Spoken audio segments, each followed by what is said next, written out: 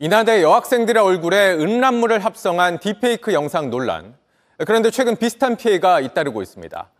초등학생, 중학생, 고등학생에 교사 여군까지 피해를 입었고, 이런 불법 합성물을 돌려보는 대화방이 있는 학교가 전국 200곳이 넘는다는 추정까지 나올 정도입니다. 알려진 것보다 훨씬 심각한 상황일 수 있다는 건데, 먼저 임예은 기자입니다.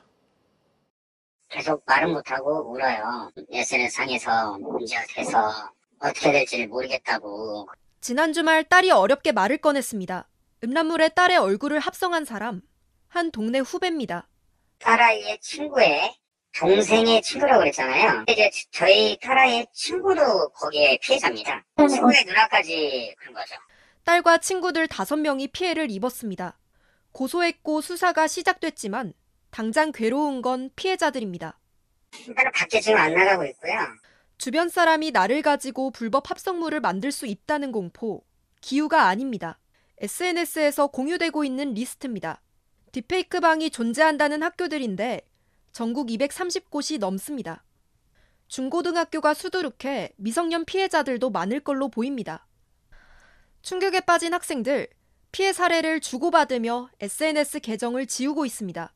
비공개로 돌려달라고 다 얘기를 하고 다니는 상태이고, 나는 옆 학교와 또 다시 옆 학교가 계속 피해가 발생하니까 신상이 함께 노출돼 2차 범죄를 당할 수 있다는 우려도 큽니다. 왜 조심해야 하는 건 잠재적 피해자들인지 답답하고 점점 흔해지는 딥페이크 성범죄에 무력감을 느끼기도 합니다. 걱정돼 되는데 뭔가 바꿀 수 있는 게 솔직히 있지 않나요? 자연재해 같다고. 어쩌면 평범한 일상조차 마음 놓고 공유할 수 없는 사회일지 모릅니다. JTBC 임예은입니다. 보신 것처럼 딥페이크 범죄는 친구나 지인, 심지어 가족을 대상으로 이루어집니다. 제대로 처벌받는 경우가 없다 보니까 이렇게 대학교, 중학교 가리지 않고 급속도로 퍼진 게 아니냐는 지적이 나옵니다. 이어서 신진 기자입니다. 사진을 올린 뒤 가슴 부위를 최대한 크게 해달라고 주문합니다. 5차례 성폭행을 당한 걸로 꾸며달라고 구체적으로 요구합니다. 이 불법 합성을 의뢰한 중학생은 동급생을 목표물로 삼았습니다. 당황스러웠어요. 얘가 3년 동안 한마디 해본 저의 사진을. 신고를 했지만 둘은 여전히 같은 학교에 다닙니다. 저랑 눈이 마주쳤었어요. 얘가 왜 당당히 고개 들고 학교 다니지? 경찰은 의뢰만 했을 뿐 직접 만든 게 아니라서 처벌 대상이 안 된다고 했습니다. 현행법 때문입니다.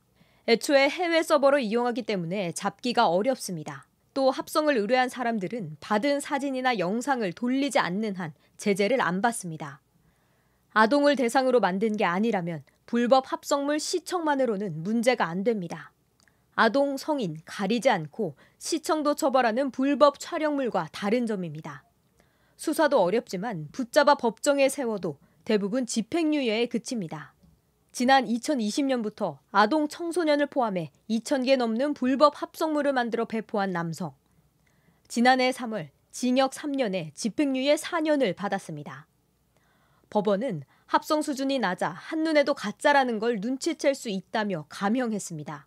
같은 학교 여학생 4명의 얼굴을 합성한 음란물을 유포한 19세 남성은 나이가 어리다는 이유로 감방살이를 피했습니다. 인격을 훼손하는 굉장히 심각한 범죄임에도 불구하고 허위 영상물이다 보니까 이제 실제 불법 촬영물을 유포한 것과는 조금 다르다. 이렇게 좀 더 처벌 수위가 낮다. 이렇게 보고 있는 것 같습니다. 이런 인식과 법 공백 탓에 딥페이크 방은 지금 이 순간에도 만들어지고 있습니다. JTBC 신진입니다.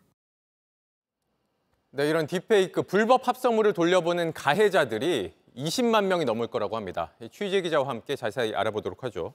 오원석 기자가 나와 있습니다. 자, 오 기자, 이게 처음에는 최근에 대학생 피해자들이 먼저 알려졌는데 지금 상황은 초등학생, 중학생, 대학생, 고등학생 가리지 않고 피해를 받았다는 거고 전국의 피해 학교가 200곳이 넘는다는 거잖아요.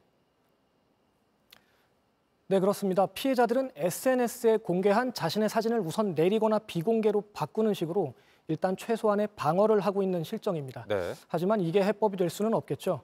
가해자와 피해자가 너무 광범위하기 때문인데요. 그동안 혼자서 상상만 했던 것을 구현할 수 있도록 기술이 발전을 해왔고 단체방에 집단으로 모이면서 최소한의 도덕적인 제한마저 풀린 걸로 그렇게 진단됩니다. 네, 그리고 이게 남녀 간의 갈등이랑 연결되는 경우도 있다죠? 네, 맞습니다. 남녀 갈등, 이른바 젠더 갈등은 최근 몇 년 동안 우리 사회에서 눈에 띄게 굉장히 심해졌는데요. 특히 이른바 이대남, 젊은 남성들은 상대적 박탈감을 호소해 왔습니다. 이런 공격성이 표출된 또 다른 사례가 이번에 확인된 현역 군인 딥페이크방이라고 보셔도 될 것 같습니다. 군인 딥페이크방. 네, 맞습니다. 여군들을 벗겨서 망가뜨리겠다. 군복을 벗기면 우월감이 아닌 굴욕감만 남을 것이다. 이런 취지의 글이 다수 발견됐는데요. 전문가들은 상대보다 우월함을 확인하려는 심리가 기저에 깔려 있다고 그렇게 진단 내리고 있습니다. 네, 또 한 가지가 이게 누군가를 괴롭히기 위한 목적으로 벌어지는 경우도 있다죠? 네, 맞습니다. 실제로 같은 남성들 사이에서 또는 여성들 사이에서도 특정인을 조롱하고 비하하기 위한 딥페이크방이 발견되고 있습니다. 네. 꼭 상대 남성 대 여성이 아니라 상대적 약자를 공격하는 데 딥페이크방이 활용되고 있는 실정입니다. 그러니까 여성만 피해를 입을 수 있는 건 아니다라는 거. 이 피해자들 입장에선 이게 내 주변에서 누가 나에게 이런 짓을 하는 건가라는 불안감이 커질 수밖에 없고 또 일상에서도 공포를 느낄 것 같아요.